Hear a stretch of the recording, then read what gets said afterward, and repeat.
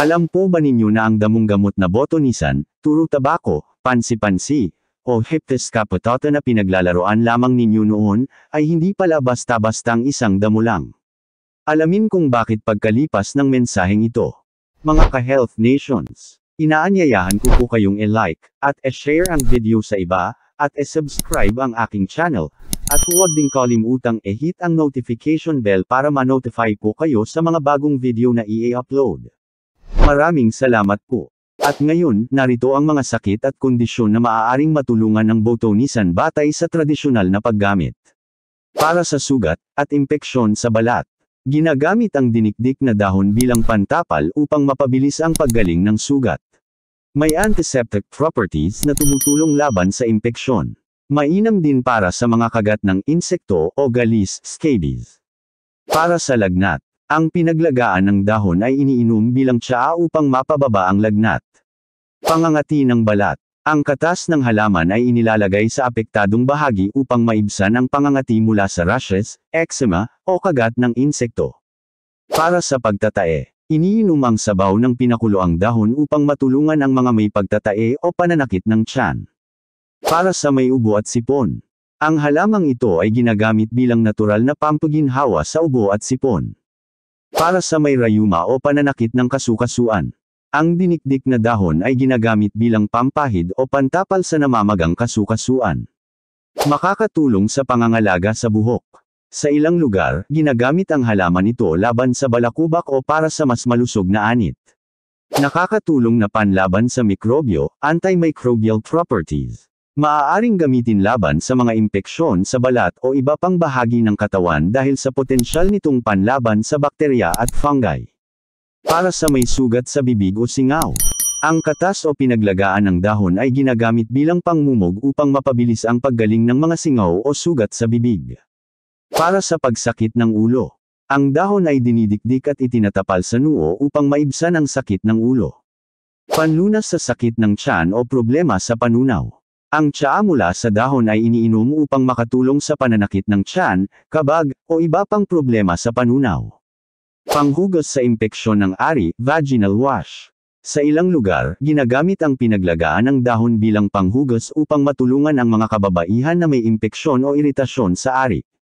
Panlaban sa parasites, anti-parasitic. Sa ibang kultura, ginagamit ito bilang pampaalis ng mga bulate o parasite sa katawan. Pampakalma o pangontra sa stress.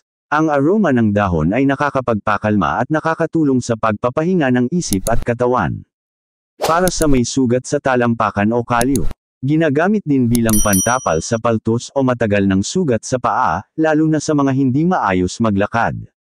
Paalala, kung may malubhang karamdaman o sintomas, mas mabuting kumonsulta muna sa doktor bago gumamit ng halamang gamot tulad ng botulisan.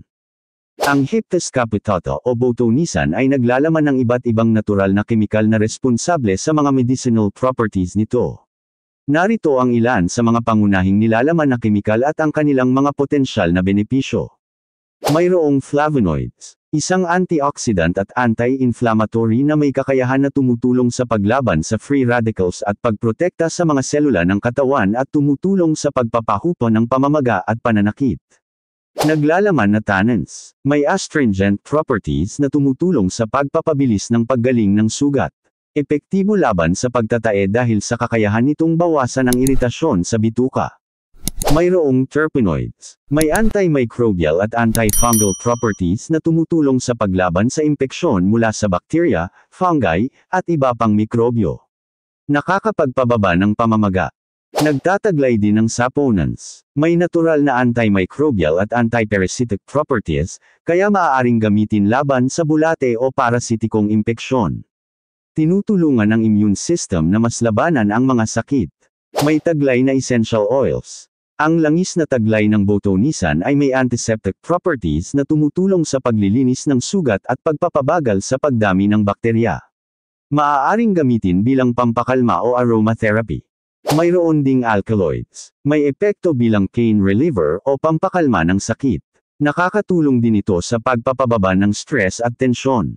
Nagtataglay ng phenolic compounds. May antioxidant at anti-inflammatory na epekto, kaya mahusay laban sa oxidative stress na nauugnay sa iba't ibang sakit gaya ng arthritis. Mayroong caryophyllene, isang uri ng sesquiterpene. Ito ay epektibo laban sa pamamaga. May epekto rin bilang panlaban sa mga impeksyon at sa pananakit ng kasukasuan. Ito naman ang potensyal na benepisyo ng mga natural na kemikal na nabanggit. Antibacterial, laban sa impeksyon sa sugat at balat. Antifungal, panlaban sa fungal infections gaya ng BONI o AN-AN. Antioxidant, pagprotekta sa katawan laban sa mga sakit na dulot ng oxidative stress. Anti-inflammatory, nakakatulong sa pagpapababa ng pamamaga at pananakit. Pampagaling ng sugat, nagpapabilis sa natural na proseso ng paggaling.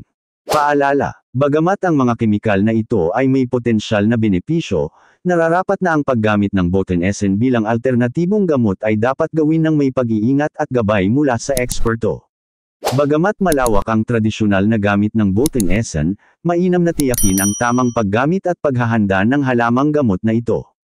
Kung hindi tiyak ang epekto o tamang paggamit, kumonsulta sa eksperto sa herbal medicine o manggagamot upang maiwasan ang posibleng side effects o komplikasyon.